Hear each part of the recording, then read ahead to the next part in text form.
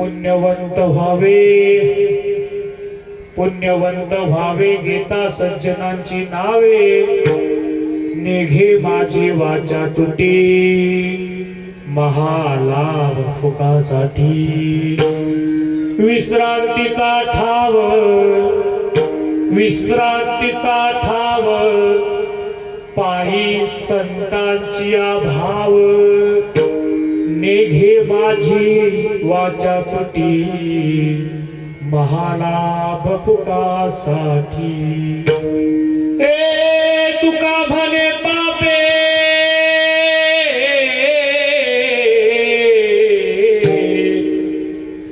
जाती संतांची आज पे निघे माझी वाचा तुटी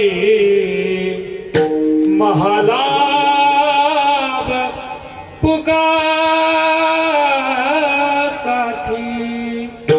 महायोग पीठे तटे भीमरथम वरम पुंडरीकाय धातु मुनींद्रे समागत्य तिष्ठन्तमानंद कंदम परब्रह्मलिंगम भजे पांडुरंगम पांडुरंगा करो प्रथमा नमः पांडुरंगा करो प्रथमा पांडुरंगा करो प्रथमा नमः पांडुरंगा करो प्रथमा नमः हरे चरण संताती हरे चरण संताती हरे चरण संताती जय जगन्नाथ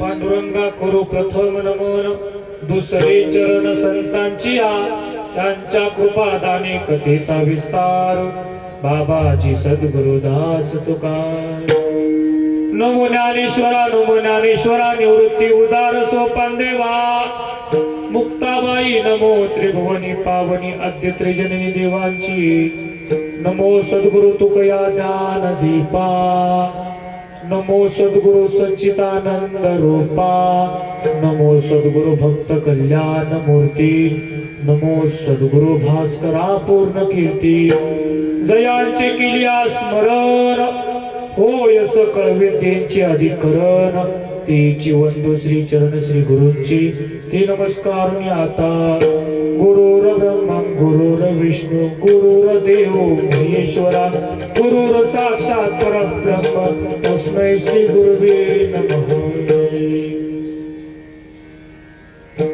नमामि देवी नर्मदे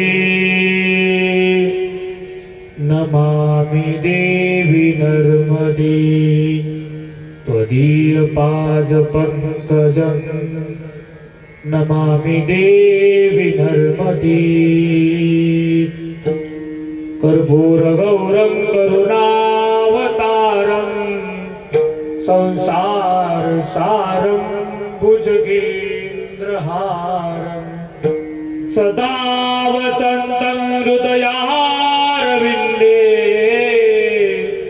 भवं भवानी सहितं नमामि वचनायिका कमलापती माझी रंगाची विनंती करुणितो गतिराई आपणाचा वेदवरी वचनायिका कमलापती माझी रंगाची विनंती करुणितो गतिराई आपणाचा वेदवरी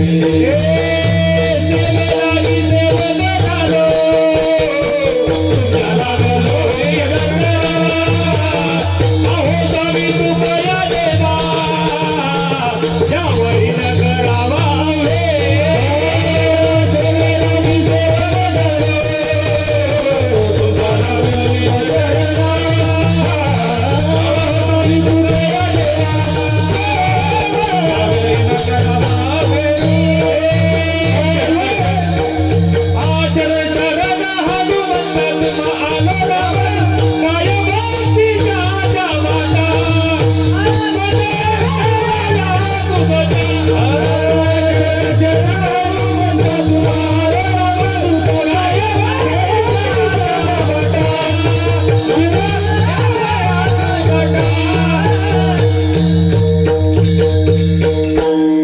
संतांची माता चरणावरी साष्टांग हे करी दंडवत.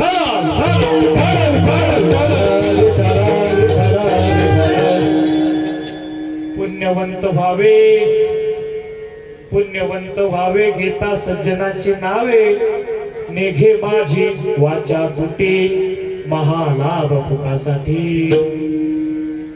श्री पंढरीश पांडुरंग परमात्म्याचं दुसरं स्थान साक्षात पिंपळनेर निवासी आमच्या शिरूर तालुक्यातील असलेलं जन्मस्थान, ज्या गावानं संत निळोपरांना आपुलकीनं आसरा दिला, ज्या गावामध्ये साक्षात पांडुरंग परमात्म्याच्या स्वयंभू मूर्ती आज येऊन राहिल्या, ज्या गावानं, ज्या पंचक्रोशीनं संत निळोपरायांना या ठिकाणी वाढवलं, त्यांना सहकार्य केलं, अशी असलेली श्री क्षेत्र पिंपळनेर भूमी. निळा म्हणे पिंपळनेर, दुजे केले पंढरपूर.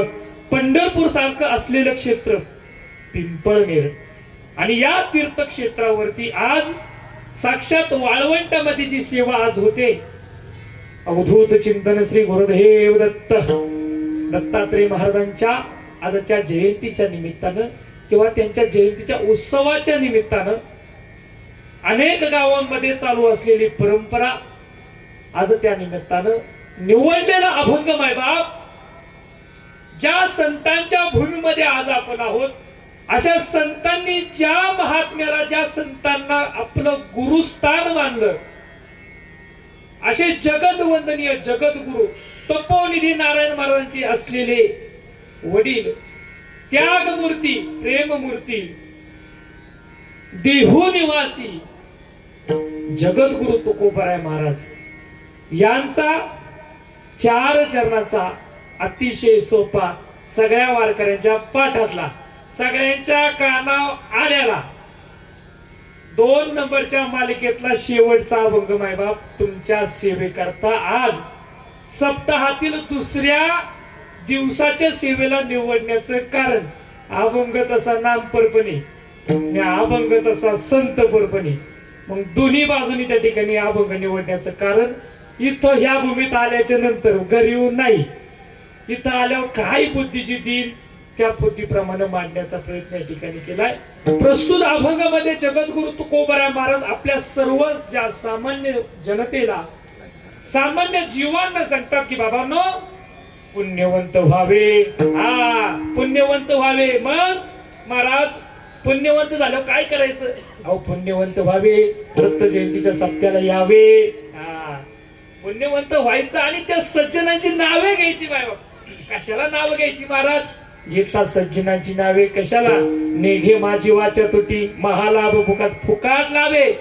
आणि हा फुकाट लाभ घेत असताना तुकोबराय सांगतात की माझी जीभ तुटली तरी चालेल, पण मी त्या संतांच्या नावाचं नामस्मरण करेन. का? विश्रांतीचा ठाव. फायदा आहे विश्रांतीचा ठाव, पायी संतांची भाव. अरे बापरे. आणि कोणती विश्रांती? नामा म्हणे देवा, चला तया ठाया, विश्रांती घ्यावया कल्पावरी. कुठे विश्रांती? अरे संतांच्या द्वारात आज ती विश्रांती त्या ठिकाणी आहे. भगवान परमात्मा वैकुंठ सोडून खाली संतांच्या फक्त आनंदाकरिता त्या ठिकाणी येत असतो नाही बाबा. म्हणून हा ठाव आपला सर्वांचा, भाव आपला सर्वांचा संतांच्या पायावरती आहे. म्हणून तुकोबराय शेवटच्या चरणात सांगून जातात, बाबा हो, कळत न कळत तुमच्याकडून झालेलं जे पाप आहे तो का म्हणे पापे. मग कशी जातील? संतांची या जपे. अरे बाप. मग त्या संतांच्या जपानं ठिकाणी पापे जातील. मग आता तुम्हाला विस्तृत सांगितलं, आता 4 शब्दात सांगतो. पहिल्या चरणामध्ये संत जगद्गुरु तुकोबराय सांगतात, पुण्यवंत व्हायचं आणि तो महालाभ फुकाट आहे तो आपण त्या ठिकाणी पुण्यवंत व्हावे. आणि सज्जनांचं नाव घ्यायचं. पुण्यवंत तसं होता येत नाही. म्हणजे काय करायचं? पुण्य कमवायचं आणि संतांचं नाव घ्यायचं. हा असलेला पहिल्या चरणाचा अर्थ. पुण्यवंत व्हायचं, संतांचं नाव घ्यायचं. त्या संतांचं नाव हे फुकट आहे आणि ते जीभ तुटेपर्यंत मी नाव त्या ठिकाणी त्या संतांचं घेतलं. हा दुसरा फायदा. तिसरा फायदा, विश्रांतीचा ठाव पायी संतांचे, माझा भाव मी संतांच्या पायापाशी ठेवी, कारण तिथं विश्रांती आहे, म्हणून तोही तुम्हाला फायदा आहे. आणि असं सगळं केल्याने काय होईल तर त्या ठिकाणी तुकोबराय सांगतात, तो का म्हणे पापे, ही पाप जी तुमच्या हातातून कळत नकळत जी होतात ती पापे जायचा प्रयत्न होतो. कशाने? जाती संतांची या जपे. असा सरळ साधा तुकोबरायांना अभंग सांगायचा असेल असे माझ्या बघितल्याप्रमाणे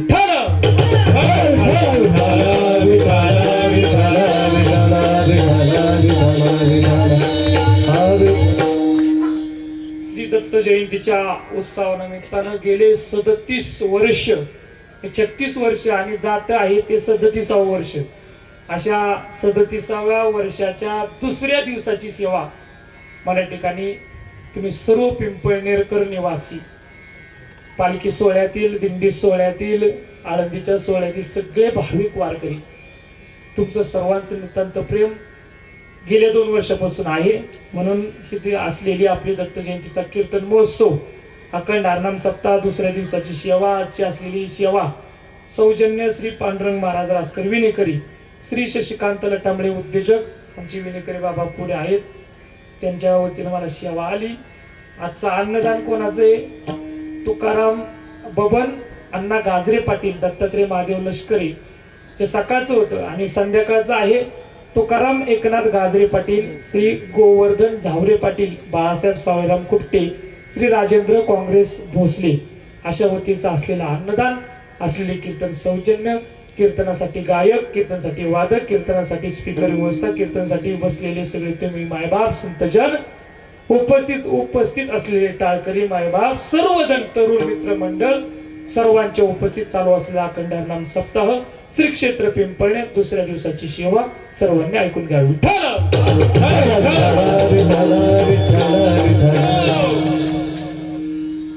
मायबाप जीवन जगत असताना काही गोष्टींची ह्या जड जीवाला अपेक्षा आहे. संतांनी फार खोल जाऊन या जीवाला काहीतरी उपदेश करण्यासाठी, लक्षात घ्या, यात थोडा आवाज द्या, मलाच आवाज आहे, थोडा आवाज आहे, मॉनिटरला थोडा मुद्दा. या सज्जनांकरिता संतांनी, संत होऊन राहील, लक्षात घ्या. सज्जन म्हणजे कोण, संत म्हणजे कोण, देव म्हणजे कोण. तुम्हाला काही प्रश्न पडेल, तुमच्या प्रश्नाची उत्तर देण्याचं काम आमचं आहे. ह्या जीवामध्ये जीवन जगत असताना ह्या जीवांसाठी काही गोष्टींची अपेक्षा आहे, लक्षात घ्या.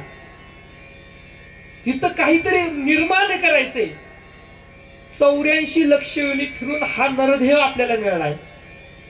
हा कोणाच्या रूपाने मिळालाय, कोणाच्या आशीर्वादाने मिळालाय, एखाद्याला नवसानी होतं. पण सगळ्यात महत्वाचं, संतांनी आपल्या आयुष्यामध्ये या सगळ्या लोकांकरिता आपलं आयुष्य वेचलं. तुमच्या करता वेचलं, आमच्या करता वेचलं. संतांची पायी खर्चावे शरीर वा, संतांच्या पायी हे शरीर खर्चावं. पायी तीर्थयात्रा, मुखी राम नाम, ते पायी तीर्थयात्रा करायची. मग या सगळ्यांचा सार जर काढलं तर आपल्या ध्यानात येईल की फक्त आणि फक्त काहीतरी फायदा आपला त्याच्या मागे झाला नाही. आता तुम्ही कीर्तनाला आले, तुमचा काय फायदा आहे? एक तर हे, नाहीतर हे, दोन्ही पैकी एक फायदा आहे का नाही? पण सगळ्यात महत्वाचं एखाद्या याच्यातून असं म्हणून महाराज आमचा फायदा आहे, आम्ही पुण्य कमवणार आहोत. या ठिकाणी आम्ही कीर्तनाला बसल्यानंतर मांडी घालून बसू, ताट बसू, इकडे तिकडे कुणी नाकडं न पाहता बारीक चिंतन ऐकायचं. लक्षात घ्या, कीर्तन तुम्हाला लगेच समजणार नाही. पण ज्या व्यक्तीनं साधना केलेल्या असतात ते कीर्तन कधी बसून येत नाही. इथं आल्यानंतर त्या संत महात्म्यानं केलेली कृपा, तुमचे चेहरे काय वाचतायत, तुमचे चेहरे माझ्याकडे काय मागतायत, हे तुम्हाला मला आज द्यायचे. लक्षात घ्या. म्हणून हे जीवन जगत असताना काही गोष्टींची अपेक्षा या जड जीवाला आहे. कशासाठी? तर सुखाच्या प्राप्ती करता, जे पाहिजे ते मिळावं याकरिता संतांनी आपल्याला काही मार्ग दिले. मार्ग दावणी गेले आधी दयानिधी संत ते, निळोमऱ्यांचाच अभंग आहे. मार्ग दावणी गेले आधी दयानिधी संत, दयानिधी. लगेच सगळ्यात महत्वाचा प्रश्न, दया आणि त्यांच्याकडे निधी आहे. पण दयावंत पुण्यवंत आहे, पण त्यांनी त्या ठिकाणी आपल्याला सांगितले बाबा हो हे पुण्य कमवा, का ज्या पुण्याद्वारे आपल्या जीवनात काही सुखाची प्राप्ती आपल्याला होईल आणि त्या सुखासाठी आपण सगळी तळमळ करतो. हा तुम्ही सगळे बाबा मायबाप तुम्ही त्याच सुखासाठी तळमळ, ते सुख मिळतंय का? काही जण म्हणतात आम्हाला मिळतंय, पण काही जण आम्हाला म्हणतात मिळत नाही. पण त्या सुखाची प्राप्ती करण्याकरता का तुम्हाला लय कीर्तन ऐकून लय विचार करायची गरज नाही. महत्वाचं सगळ्यात अर्थ असं सांगून जातो की सुख म्हणजे काय, ज्ञान म्हणजे काय. लक्षात घ्या, आपण एखाद्या माणसाला म्हणलं बाबा या माणसाला ज्ञान झालं म्हणजे काय झालं, त्या व्यक्तीला सगळ्या गोष्टींची माहिती झाली. लक्षात घ्या, इथं गायचं कसं याचं ज्ञान आहे, यांना सुद्धा माहिती राग रागिणीचं ज्ञान कसं, गायनाचं ज्ञान कसं, पकवाचं हे ज्ञान सुद्धा माहिती. हे ज्ञान असावं लागतं, एकतर असावं लागतं, एकतर मिळवावं लागतं, नाहीतर मिळत असतं. लक्षात घ्या, फार महत्वाचं आहे. मिळवावं लागतं, मिळत असतं, नाहीतर मिळतंय. आणि मिळण्यासाठी काय करायला लागतंय, तर त्या संतांचं पायी व्हावं लागतंय. लक्षात घ्या, पायी कोण झालंय, त्या भगवान परमात्म्याचं पायी कोण झालंय. दासत्व निकट हनुमंते पै केले, म्हणून देखील रामचरण.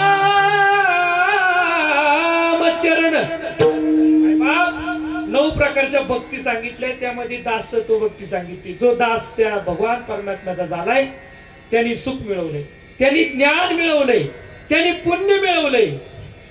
मी तुम्हाला चिंतन फार वेगळ्या प्रकारे सांगतोय बरं का, लय बारीक लक्ष द्या, तुम्हाला काही जोडावं लागेल. ह्या जड जीवाला काही गोष्टींची अपेक्षा आहे आणि त्या अपेक्षेमध्ये सगळ्यात महत्वाचं सुख सांगितलंय, ज्ञान सांगितलंय. पण मला हे शेवट सांगायचं होतं, पण सुरुवात सांगू जातो. ज्ञान म्हणजेच तो भगवान परमात्मा आहे, ते सुख म्हणजे तोच भगवान परमात्मा आहे. उदाहरण देऊ, सर्व सुखाचे आगर बाप रखुमादेवीवर.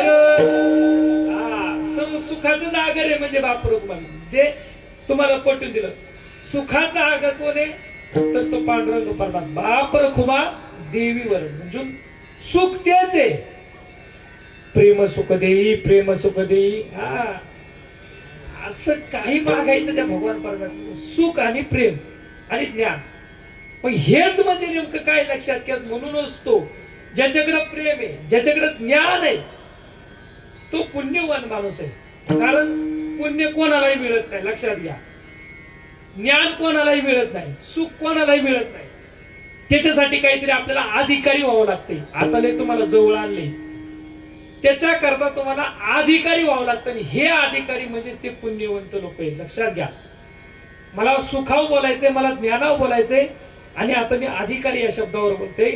कारण विशिष्ट प्रकारची साधना करत असताना विशिष्ट प्रकारचं असलेलं एक वैराग्य, विशिष्ट प्रकारची अवस्था ज्या व्यक्तीला प्राप्त होते, तो या जीवनामध्ये, सत्ययुगामध्ये, द्वापारयुगामध्ये, त्रेतायुगामध्ये, कलियुगामध्ये पुण्यवान ठरला जातो. बाय बाप पुण्यवान ठरला जातो.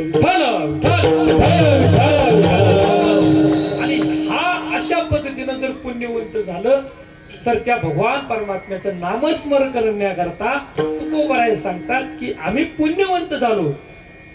आणि पुण्यवंत होऊन त्या सज्जनांची नावे घेतली. पुण्यवंत व्हावे घेता सज्जनांची नावे. पण या सज्जनांची नावे कोणती हो?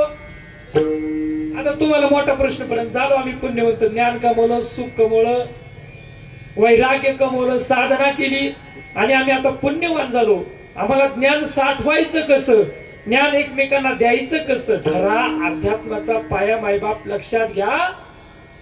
तुम्ही माळा घातल्या म्हणजे परमार्थ आहे का? तुम्ही रोज कीर्तनाला आले म्हणजे परमार्थ आहे का? पंढरपूरची वारी नित्यानं नेमानं केली म्हणजे परमार्थ आहे का? माझ्या बारीक चिंतनाचा तुम्ही विचार करा. परमार्थ कशाला म्हणावा? कशाला म्हणावा परमार्थ? तुम्ही कोणाला म्हणता परमार्थ? ज्याने डोक्यात फेटा घातलाय, ज्याने तुळशीच्या माळा घातल्यात माझ्यासारख्या मोठमोठाल्या. परमार्थ कशाला म्हणतात माय बाप? तर परमार्थ या गोष्टीला म्हणतात ज्याने हा परमार्थ साधला आणि दुसऱ्याकडून करून घेतला. दुसऱ्याकडून करून घेतला. कारण सांगू का? योगक्षेम त्यांचे जाणे जडबारी किंवा योगिया दुर्लभ. फक्त योग्याला तो प्राप्त होते हे लक्षात घ्या. पण माऊली ज्ञानोबरायांनी सुद्धा आपल्या जीवनाची जी भूमी आहे, जी भूमिका आहे, ती योग्यांची प्राप्त करून घेतली. पण नेहमी तुम्ही निरीक्षण करा, योगी फक्त आपल्या स्वतः करता भक्ती करत होते हे लक्षात घ्या. पण त्या भक्तीचा प्रचार प्रसार फक्त एकच व्यक्तीकडे होत होता. हेच आमच्या नाथपंथामध्ये दिसून येत होतं. संप्रदायाचे मी थोडस अजून दूर गेलं तर तुमच्या अभ्यासात, माझ्या अभ्यासात असं लक्षात येईल की नाथ भक्ती जेव्हा पवित्र अशी होती आणि ह्या नाथ भक्तीमध्ये, कारण कलियुगाचा प्रारंभ होणार होता आणि द्वापार युगाचा त्या ठिकाणी अंत होणार होता, त्यावेळेस भगवान श्रीकृष्णाने आज्ञा दिली नवनाथांना. आता हे नवनाथ पारायण आहे पण त्याच्यातून सांगून जाईल. ह्या नवनाथांना आज्ञा दिली की कलियुगाचा प्रारंभ होतोय. या कलियुगामध्ये तुम्ही नऊ नारायण होऊन त्या ठिकाणी ह्या पृथ्वी तलावरती जायचंय आणि वेगवेगळ्या प्रकारची कामं त्या ठिकाणी करायचे. म्हणून या नाथांपासून आदिनाथ गुरु, सकळ सिद्धांचा, मच्छिंद्र तयाचा मुख्य शिष्य मच्छिंद्राने बोध, गोरक्षाशी केला, गोरक्ष वळला, गहिनी प्रती गहिनी प्रसादे, निवृत्ती दातार ज्ञानदेवा सार जगविले, अशी असलेली नाथांची परंपरा लक्षात घ्या. पण अशा पद्धतीने आलेली परंपरा नाथ संप्रदायामध्ये मला पुण्यवन सांगायचे, लक्षात घ्या. अशी परंपरा होती की एका बाबानं दुसऱ्या बाबाला भक्ती द्यायची, तिसऱ्याला द्यायची, तिसऱ्याने तिसऱ्याला सांगायचं रातचा अभंग होता उद्या, कोणाला कुणी सांगायचं शरमुडका लक्षात घ्या. याला सत्संग म्हणतात. काय म्हणतात? तुमचं ऐकून घेणं, आमचं सांगणं. आम्ही आमची भरणपट्टी केली पण मला हे सगळे साथ आहे, याला म्हणतात कीर्तन. मला सांगायचंय काही नवनाथांनी केलेली भक्ती, नाथांची असलेली भक्ती, नाथांच्या भक्तीमध्ये काय वेगळं स्वरूप होतं. लक्षात घ्या. बाबा थांबाय का लागेल तुमच्याकडे सगळे मागायला लागले मला सांगायचं. माझं चिंतन बारीक नाही ऐकलं ना तुम्ही, माझा रातचा बाबा काय सांगत मला काही कळणार नाही. लक्षात घ्या. लय बारीक आहे का तुम्ही? तुम्हाला काही जास्त वेळ नाही झाला. 7:15 वाजलेत, अजून फक्त अर्धा तास. लक्षात घ्या.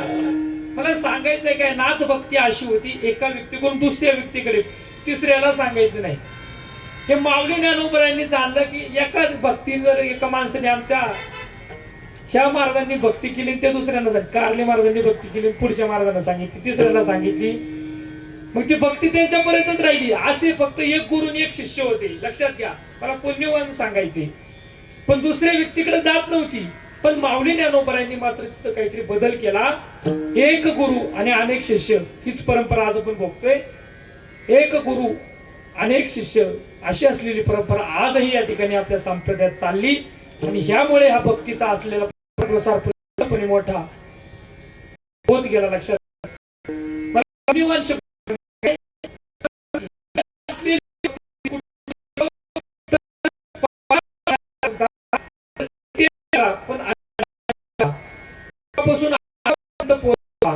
आणि तो पोचत असताना अधिकारी लोकांनाच तो मिळावा. कारण उठसूट कुणी माळ घालायचा, कुणी काय म्हणायचं, इथं कुणी यायचं, कुणी काही बोलायचं. लक्षात घ्या. ह्या गोष्टींकडे, पुण्यवान गोष्टींची लोकांची कमतरता आहे. पहिली गोष्ट, हे जुने वारकरी, आता मी जुनाच म्हणायचं, माझे विचार जुनेचे, मी नव्यांच्या विचारातला नाही.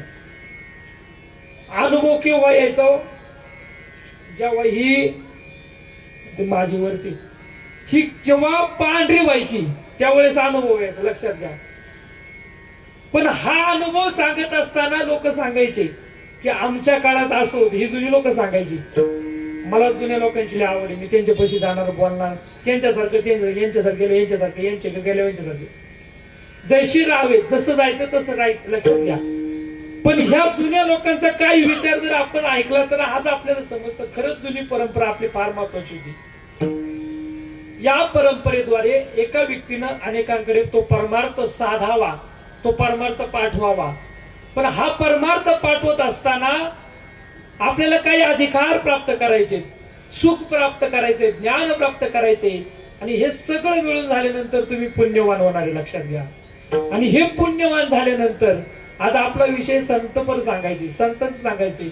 पण संतांपर्यंत पोहोचण्याकरता मार्ग कोणता?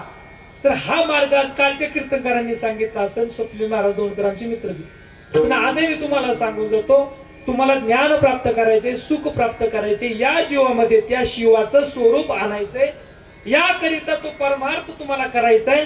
पण हा परमार्थ करत असताना पुण्यवान जर तुम्ही असेल तर तुम्हाला तो परमार्थ करता येईल. ते स्पष्ट बोलतोय. परमार्थ करायचा असेल तर पुण्यवान व्हावं लागेल.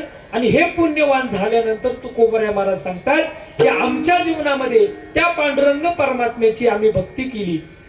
आणि ही भक्ती करत असताना आम्ही माऊली ज्ञानोबरायांच्या ज्ञानेश्वरीचं पारायण गाथेत जर वाचलं तर तुकोबरायांनी अनेक वेळा केलेलं आहे.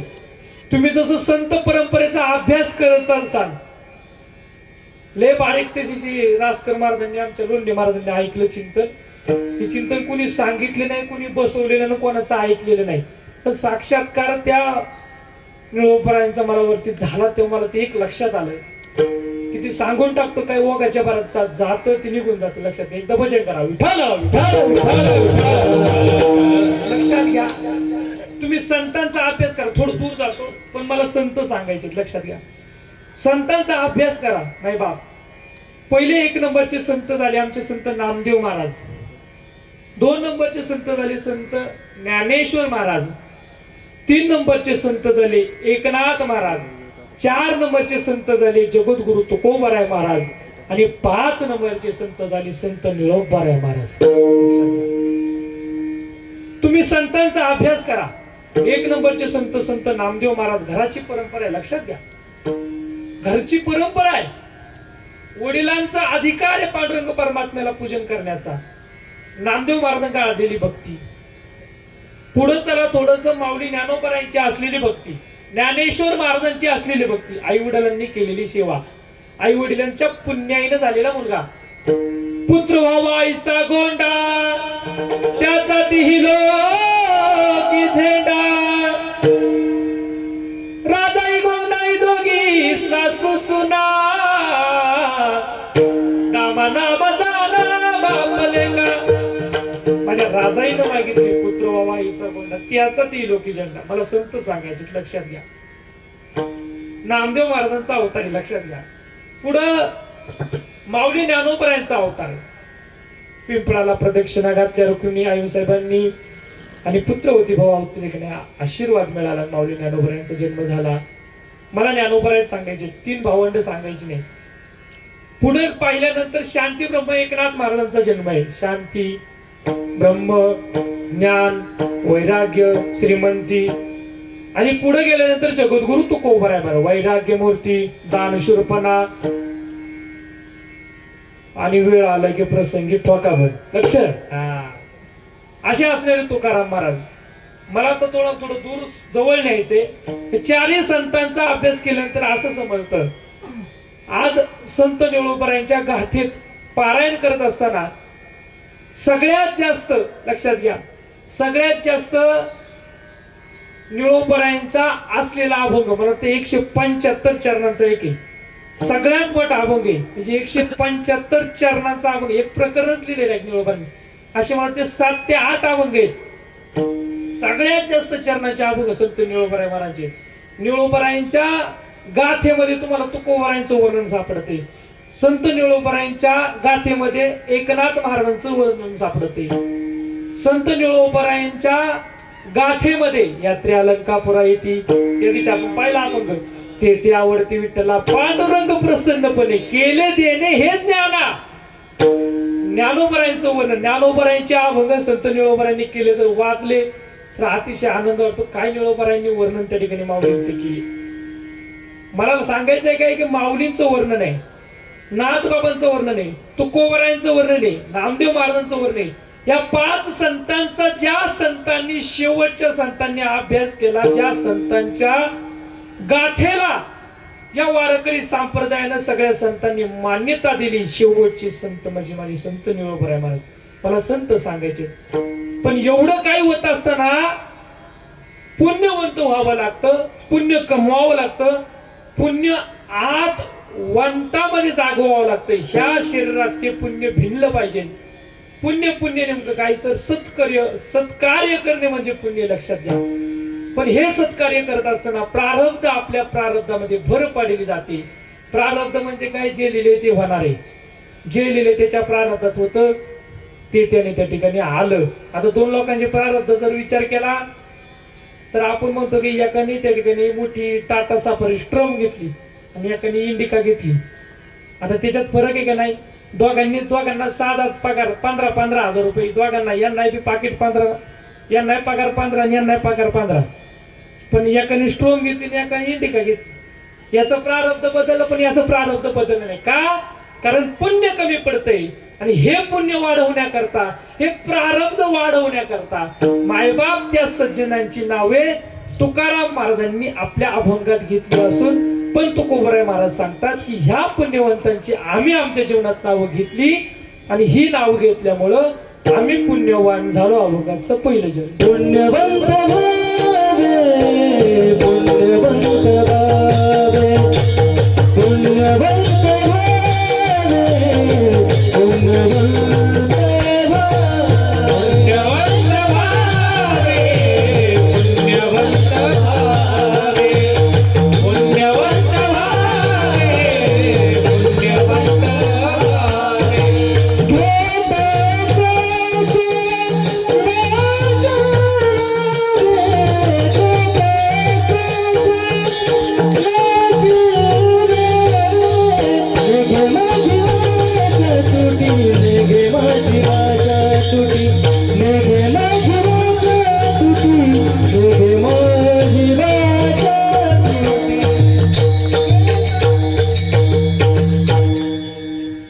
पुण्यवंत व्हावे.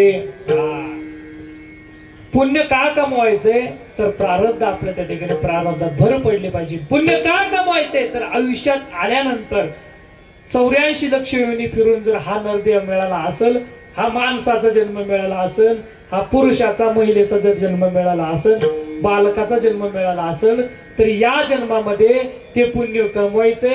हे पुण्य कमवल्यानंतर सज्जनांची नावं घ्यायची.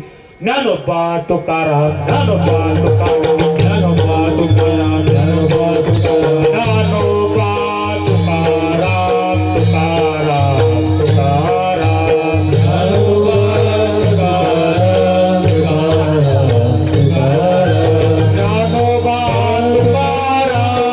तुकाराम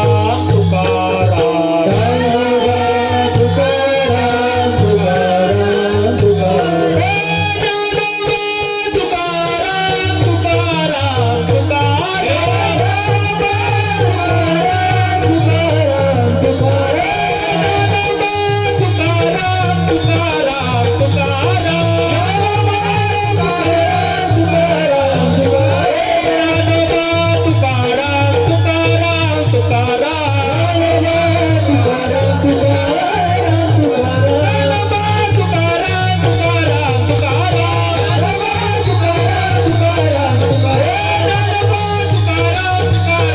ज्ञानोबा तुकाराम, तुकाराम तुकाराम.